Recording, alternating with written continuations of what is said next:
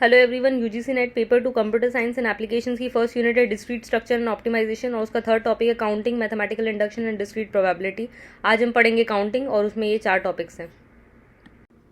Basics of counting, addition rule, multiplication rule. अब इसमें क्या डिफरेंस है? सपोज कोई एक काम है उसको करने के m तरीके हैं और दूसरा कोई काम है उसको करने के n तरीके हैं, तो उन दोनों को में से कोई एक काम करने के कितने तरीके होंगे? m+n। और उन दोनों ही कामों को करने के कितने तरीके होंगे? m×n। दोनों को साथ में करना है तो m×n, दोनों में से कोई एक काम करना है तो m+n। ये डिफरेंस है एडिशन और मल्टीप्लिकेशन रूल का। सपोज कि एक क्लास है, उसमें से एक स्टूडेंट सेलेक्ट करना है डांस परफॉर्मेंस के लिए। उस क्लास के अंदर 8 लड़कियां और 5 बॉयज़ हैं, तो एक ही स्टूडेंट सेलेक्ट करना है, मतलब कितने तरीके होंगे स्टूडेंट को सेलेक्ट करने के? 8+5।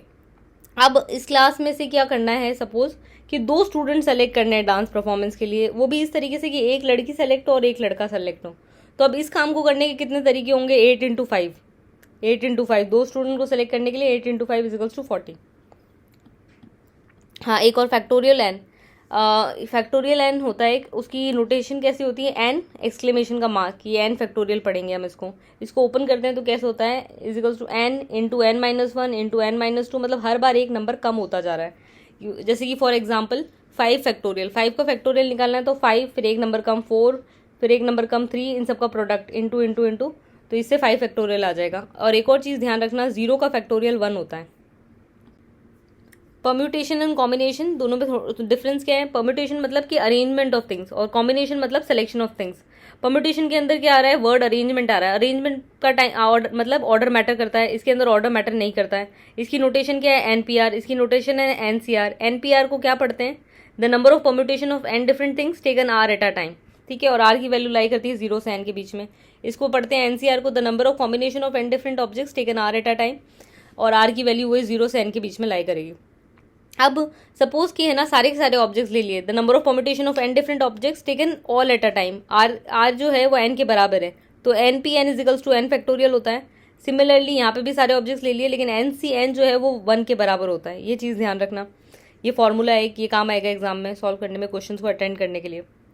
फिर ये है कि अगर R की वैल्यू 0 है, मतलब एक भी ऑब्जेक्ट अकाउंट में नहीं लिया, तो NP0 और NC0 दोनों की वैल्यू सेम होती है और इक्वल्स टू होती है 1 के। अब अगर हमें परम्यूटेशन दिया हुआ है, कॉम्बिनेशन निकालना है, तो कैसे निकालेंगे? उसके लिए अगर पूछ लिया जाए तो इन दोनों के बीच में क्या मैथमेटिकल रिलेशन है? NPR जो है वो इक्वल होता है NCR × R फैक्टोरियल के। ओके, नाउ परम्यूटेशन फॉर्मूलाज, हमने 3 तो चीज़ें ऑलरेडी देख ली थी कंपैरिजन करते हुए। अब यहाँ पे कुछ और फॉर्मूलाज दिए हुए। ये क्या? NPR where repetition is allowed, मतलब number of permutations of n objects taken R at a time when repetition is allowed = n⁻⁴। ये इसका फॉर्मूला है। जब रिपीटेशन अलाउड नहीं होती तो ये है फॉर्मूला।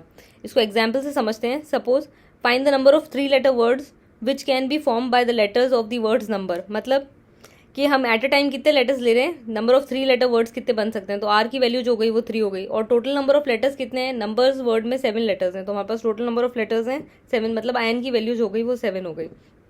अब हमें निकालना है जब रिपीटेशन इज अलाउड तो कितने परम्यूटेशंस बन सकते हैं। तो रिपीटेशन अलाउड है तो फॉर्मूला होता है n⁻⁴। फॉर्मूला के अंदर वैल्यूज पुट करी, रिजल्ट आ जाएगा। When repetition is not allowed, ये है फॉर्मूला में वैल्यूज पुट करी, रिजल्ट आ जाएगा।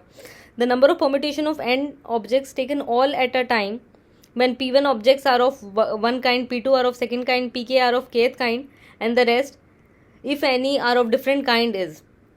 क्या बोल रहा है ये कि है ना, यहाँ पे क्या हो रहा है कि सारे के सारे ऑब्जेक्ट्स ले रहे हैं, मतलब n की R की जो वैल्यू है n के बराबर है। फिर इसके अंदर क्या है? नंबर ऑफ परम्यूटेशंस किसके निकाल रहे हैं?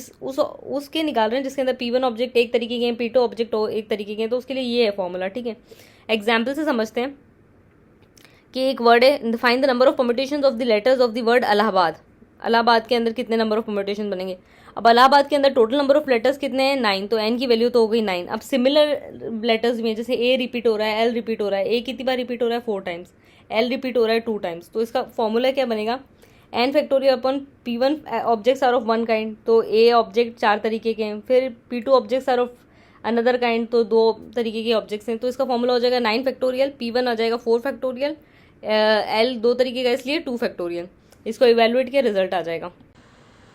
अब एक और एग्जाम्पल देखते हैं हम परम्यूटेशन का। इसके अंदर क्या है, हमें देखने how many numbers lying between 100 and 1000 can be formed with digits 0 1 2 3 4 5 if repetition of the digits is not allowed. अब रिपीटेशन अलाउड नहीं है, ध्यान रखना, और 0 1 2 3 4 5 मतलब टोटल नंबर ऑफ डिजिट्स क्या है 6, दैट मीन्स n की वैल्यू हो गई 6।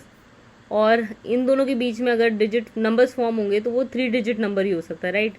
तो एट अ टाइम हम कितने डिजिट्स ले रहे हैं 3, तो r इक्वल्स टू 3 हो जाएगा। तो 6p3 ये हम निकाल लेंगे। लेकिन इसके अंदर एक प्रॉब्लम आ रही है, 6p3 में क्या प्रॉब्लम है कि अगर यहाँ पे 0 भी है तो अगर हंड्रेड्स की प्लेस पे 0 आ जाता है तो 092 अगर ये जैसे सपोज एक नंबर बनता है तो ये तो 2 डिजिट नंबर हो गया अगर हंड्रेड्स की प्लेस पे 0 आ रहा है। तो ये वाले जो इस तरीके के नंबर्स हैं हमारे, ये 2 डिजिट नंबर जिसमें हंड्रेड्स की प्लेस पे 0 आ रहा है, हमें इस तरीके के नंबर्स के कॉम्बिनेशन को इसमें से रिमूव करना पड़ेगा। तो ये कैसे कर सकते हैं हम सपोज ले लें कि हंड्रेड्स की प्लेस पे हम 0 को फिक्स कर देते हैं कि वहाँ 0 ही आएगा। तो फिर हमारे पास रिमेनिंग डिजिट्स कितने बच गए 5। तो मतलब अब हमारे पास n की वैल्यू हो गई 5 और हम बना रहे हैं 2 डिजिट नंबर्स, मतलब एट अ टाइम हम कितने डिजिट्स ले रहे हैं 2, तो r की वैल्यू हो गई 2। तो अगर हम 6p3 में से 5p2 को माइनस कर देते हैं तो हमारे रिक्वायर्ड नंबर ऑफ नंबर्स आ जाएंगे। The required number is 6p3 minus 5p2। Values रखो, इवेल्युएट करो, रिजल्ट आ जाएगा। Then circular permutation. Circular permutation मतलब different ways in which objects can be arrange around a circle. 2 cases होते हैं इसके अंदर, if clockwise and anti clockwise orders are taken as different या फिर as not different, as same. ठीक है, इसके फॉर्मूलाज हैं N P n is equals to n minus 1 factorial और the number of circular permutations of n different things taken r at a time. ये चारों formulas हैं, ओके, इनको अच्छे से याद कर लेना, मेमोराइज कर लेना, रट लेना। ये परम्यूटेशन, कॉम्बिनेशन या इसमें हम प्रोबेबिलिटी पढ़ेंगे, इन सब के अंदर एक्चुअली बहुत सारे फॉर्मूलाज आएंगे जो याद रहेंगे तो बहुत ईजिली क्वेश्चन सॉल्व हो जाएंगे। नाउ सर्कुलर परम्यूटेशन का एक एग्जांपल देख लेते हैं। How many necklaces of 12 beads each can be made from 18 beads of different colour. इसमें क्लॉकवाइज और एंटी क्लॉकवाइज अरेंजमेंट सेम है, ओके। तो हमारे पास टोटल कितने नंबर ऑफ बीड्स हैं 18 बीड्स हैं, तो n की वैल्यू हो गई 18 और एट अ टाइम हम कितने ले रहे हैं 12 बीड्स ले रहे हैं, तो r की वैल्यू हो गई 12। अब क्लॉकवाइज और एंटी क्लॉकवाइज अरेंजमेंट सेम होते हैं तो सर्कुलर परम्यूटेशन का फॉर्मूला क्या रहता है NPR अपॉन 2r। तो इसके अंदर फॉर्मूला में वैल्यूज पुट करेंगे, इवेल्युएट करो, रिजल्ट आ जाएगा।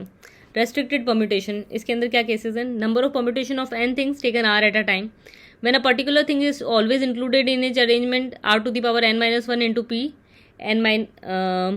r minus 1। जो भी ये फॉर्मूलाज हैं इनको पढ़ लेना और याद रखना, क्वेश्चन सॉल्व करने में हेल्प होगी। बस डायरेक्ट इसके अंदर तो वैल्यूज को पुट करना है, जैसे इस तरीके से हमने यहाँ पे वैल्यूज को पुट किया वैसे फॉर्मूला में वैल्यूज पुट करनी है, रिजल्ट आ जाएगा। यहाँ पे कॉम्बिनेशन है, अब कॉम्बिनेशन के अंदर भी वही डायरेक्ट फॉर्मूलाज के अंदर वैल्यूज पुट करेंगे और आंसर आ जाएगा इस तरीके से। तो फॉर्मूलाज क्या है, ये रहे फॉर्मूलाज। हाँ, एक चीज़ ध्यान रखना कि जो selecting R objects out of n objects is same as rejecting n minus R objects. मतलब आर ऑब्जेक्ट्स को सेलेक्ट करना है n ऑब्जेक्ट्स में से, सेम है n माइनस आर ऑब्जेक्ट्स को रिजेक्ट करना है n ऑब्जेक्ट्स में से के बराबर। जैसे कि NCR का क्या होगा, खोलेंगे तो n factorial upon r factorial n minus R factorial, right. और NC n माइनस आर का जो फॉर्मूला बनेगा वैलिडेट करने पे वो उसका भी यही बनेगा n factorial upon r factorial n minus R का फैक्टोरियल। तो ये दोनों इक्वल हो गए, बस यही बोल रहा है। NCA is equals to NCB, ये कब होगा जब A और B इक्वल होंगे। ये जो फॉर्मूलाज हैं इनको याद रख लेना। रेस्ट्रिक्टेड कॉम्बिनेशन के अंदर भी कुछ फॉर्मूलाज दिए हुए हैं। Now pigeon hole principle. Pigeon hole principle से पहले हम देखते हैं सीलिंग फंक्शन और फ्लोर फंक्शन। आई होप याद होगा आप लोगों को। सीलिंग फंक्शन के अंदर क्या होता है, देखो ऊपर की साइड जो है लगा हुआ है ये ब्रेसेस, लेकिन ये नीचे की साइड नहीं है, तो ये सीलिंग होगा। और इसी के अंदर नीचे की साइड होगा फ्लोर के अंदर। सीलिंग फंक्शन के अंदर क्या होगा, जैसे 100 डिवाइड बाय 12 है तो 8.33। तो सीलिंग के अंदर जो ऊपर वाला इंटीजर वैल्यू होगा उससे राउंड ऑफ करेगा और फ्लोर के अंदर नीचे वाले से राउंड ऑफ करेगा। जैसे 8.33 को राउंड ऑफ कर दिया इसने 9, सीलिंग फंक्शन लगेगा तो ठीक है। नाउ पिजन होल प्रिंसिपल देखते हैं। It states that if n items are put into m pigeon holes with m less than n, then at least 1 pigeon hole must contain more than 1 item. Simple सी बात है, क्या बोल रहा है ये कि सपोज जो है n आइटम्स हैं और m पिजन होल्स हैं और जो नंबर ऑफ पिजन होल्स हैं वो कम है as compare to number of items. तो जाहिर सी बात है कि नंबर ऑफ पिजन होल्स कम है तो और जो आइटम्स हैं वो अगर इन पिजन होल्स के अंदर रखेंगे तो एक ना एक पिजन होल के अंदर एक से ज़्यादा आइटम आएगा ही। तो ये बात बोल रहा है। जैसे कि एग्जाम्पल क्या दिया हुआ, find among 100 people how many are born in the same month. तो नंबर ऑफ आइटम्स कितने हैं, 100 हैं, 100 पीपल हैं क्योंकि, तो m की वैल्यू तो हो गई 100। Are born in the same month, total number of months कितने होते हैं, 12 महीने होते हैं, जनवरी फरवरी मार्च अप्रैल ऐसे करके 12 महीने होते हैं। तो नंबर ऑफ पिजन होल्स जो है n इक्वल्स टू 12 मंथ्स हो गए। अब इसका पिजन होल प्रिंसिपल का फॉर्मूला क्या होता है, ceiling m divided by n। तो ये सीलिंग के अंदर डाला है, इसका राउंड ऑफ हमने देखा अभी 9 आएगा तो 9 हो गया इसका रिजल्ट। इंक्लूजन एक्सक्लूजन प्रिंसिपल क्या है, इंक्लूजन एक्सक्लूजन टू सेट्स के लिए अगर देखें तो cardinality of A union B is equals to cardinality of A plus cardinality of B minus cardinality of A intersection B. Cardinality का मतलब हमने पढ़ा था, कार्डिनैलिटी मतलब कि number of elements in the set. Three sets के लिए देखना होगा तो A union B union C is equals to cardinality of A plus cardinality of B plus cardinality of C minus cardinality of A intersection B minus cardinality of A intersection C minus cardinality of B intersection C plus cardinality of A intersection B intersection C. ये इसका formula है। Okay, union के अंदर कौन से included होते हैं? जो दोनों के अंदर हों, ए और बी सेट दोनों के अंदर एलिमेंट्स होंगे वो इंक्लूडेड होंगे। इंटरसेक्शन में कौन से इंक्लूडेड होंगे? जो कॉमन एलिमेंट्स होंगे ए और बी के सेट के अंदर वो वाले एलिमेंट्स इंक्लूडेड होंगे। सो ओवरऑल हमने इस लेक्चर के अंदर ये सारे टॉपिक्स को डिस्कस किया है और UGC net computer science and applications के सिलेबस का पीडीएफ का लिंक आपको डिस्क्रिप्शन में मिल जाएगा। अगर आपको इस लेक्चर का वीडियो का पूरा पीडीएफ चाहिए तो आप मुझे मेल कर सकते हो। मेल आईडी मैंने आपको डिस्क्रिप्शन में दे दी है और सब्जेक्ट लाइन प्लीज़ वो यूज़ करना, मैंने डिस्क्रिप्शन में मेंशन कर दी है सब्जेक्ट लाइन भी।